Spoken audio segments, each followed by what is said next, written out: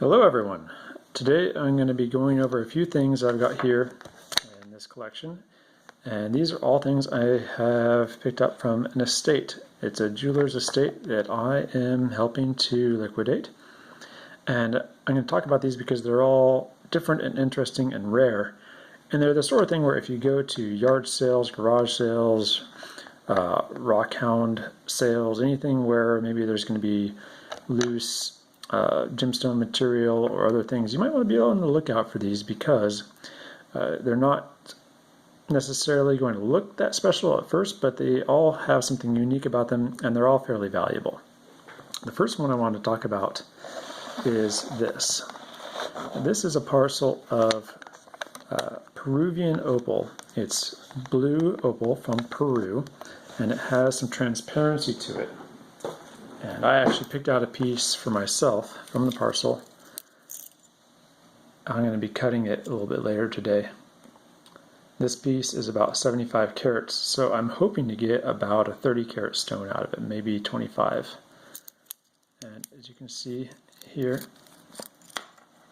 the stone is just gorgeous. If I can trim off all of the matrix, which is the host stone, the rock, then, and if I'm lucky, there won't be any internal cleavage planes inside of it, and I'll get just a nice clean cab out of it.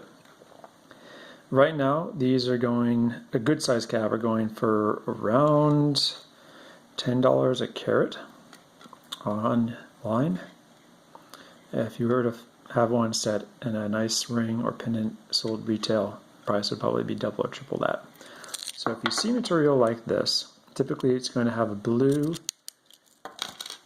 semi-transparent layer, oftentimes sandwiched between a brownish to brownish green layers on each side. So that's Peruvian opal. The next thing that I have here, now this piece is already spoken for.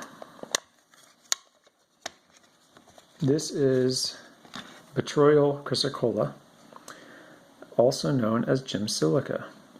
This is a raw specimen. The top here has not been polished or modified at all.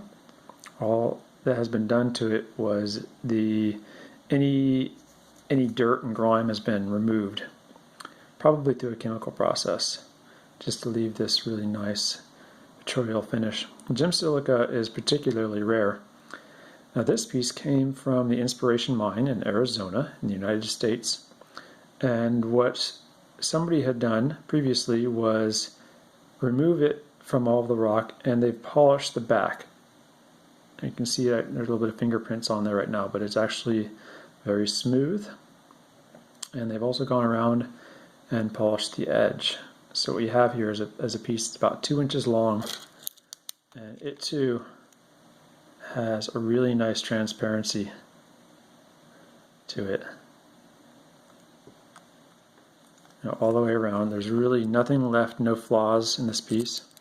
But like I said, this piece has already been spoken for, and in researching the value of a piece like this, they range anywhere from around 800, 900 up to 3,000, depending on the market and what you can get for it. So that sort of thing is definitely something to keep an eye on. Next are these pieces here. Now these are really interesting. I didn't know what they were, but luckily one of them was labeled. It's a Chatham emerald. Now, Chatham is a company that makes lab-created gemstones. They specialize in emeralds, sapphires, and rubies. Typically they only sell cut finished stones.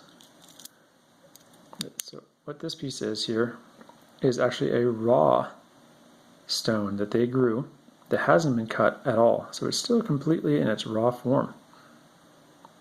And so what's unique about this is that these are no longer offered for sale anywhere, nowhere that I could find anyways.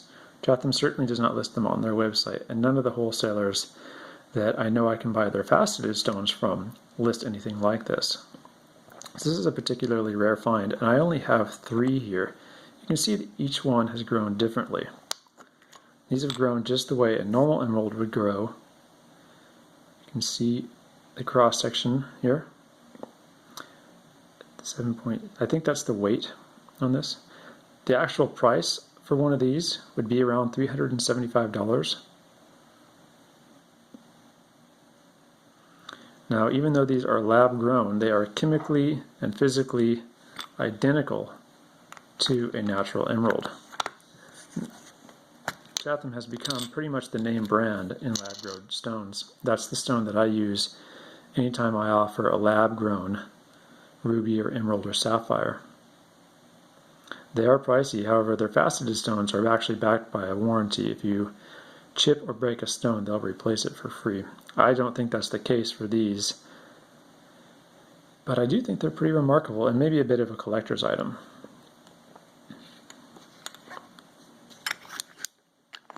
The third thing I'm going to show you is not actually jewelry, but it is somewhat jewelry related.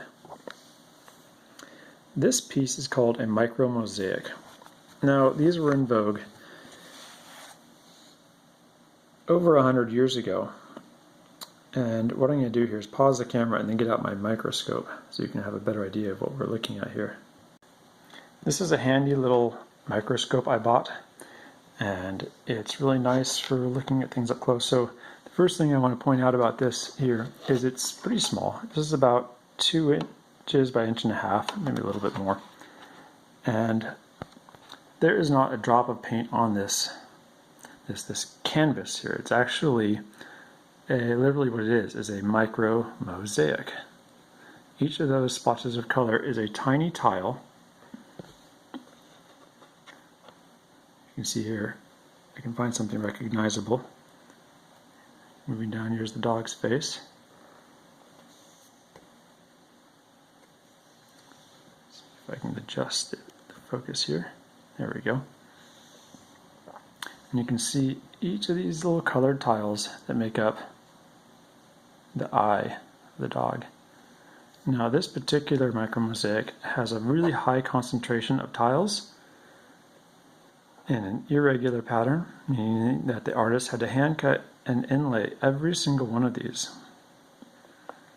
The smaller the tiles and the more tightly packed they are, the least amount of grout increases the value, as does the age of a piece. This piece is actually signed here at the corner, just signed FC, and the overall composition is pretty nice. You have a dog here, trees, and it's very recognizable. It's easy to see what it is that we're looking at, and the mosaic is so small that you really cannot tell it's actually a mosaic until you look at it later. Now, what is interesting about these historically is that people used to go on what was called the Grand Tour, which was their version of a vacation, and wealthy merchants or noblemen would travel throughout the countryside, Italy, France, Spain, Germany, and they would stop at different places, and they would oftentimes commission a micro mosaic or buy one from the area where they were at and send them back home like expensive postcards. Oftentimes these things had images of the local architecture or a shop or a scene from a town, and they were typically formed in this way. This one is in gilded bronze. But oftentimes they would be inlaid into furniture such as tables, desk lamps, or even set in a bezel and worn as a pendant, and they might wear it as a pendant for the rest of their trip. That's sort of a token of where they'd been. So this is one other item that, if you happen to see something like this, it's definitely worth taking a closer look at. That's all I have for today. Thank you for watching.